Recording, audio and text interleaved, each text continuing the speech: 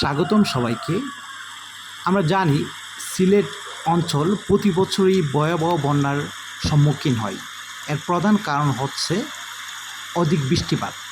আমরা যদি এই ম্যাপটাকে ওভারলুক করি তাহলে দেখি সিলেটের মেইন বন্যার উৎস হচ্ছে মেঘালয়, বরাক এবং ত্রিপুরা বেসিন।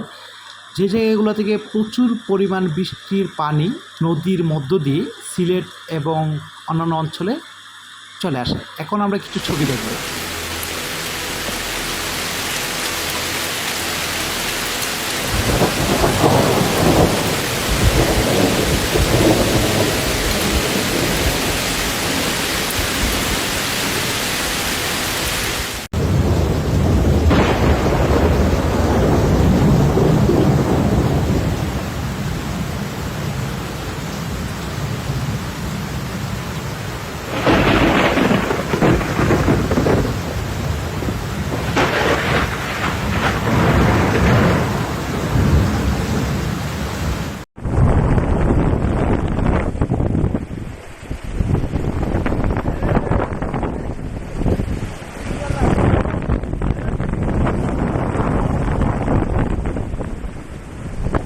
সিলেটের বন্যা ভয়ঙ্কর রূপ ধারণ করছে।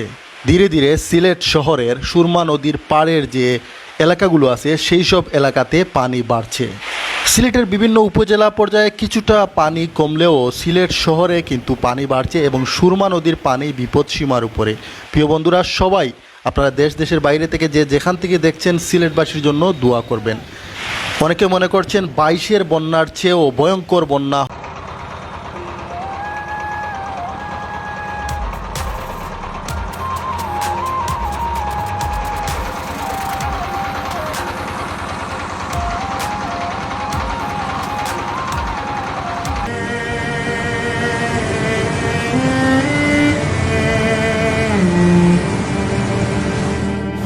মাত্র কয়েকদিন আগেই ভয়াবহ বন্যার কবলে পড়েছিল সিলেটের মানুষজন। সেই বন্যার ধকল কাটিয়ে উঠতে না উঠতেই আবারও নতুন করে ভয়াবহ বন্যার বিপাকে পড়েছে সেখানকার মানুষজন। বিশেষ করে সুনামগঞ্জে একেবারে ভয়াবহ অবস্থা।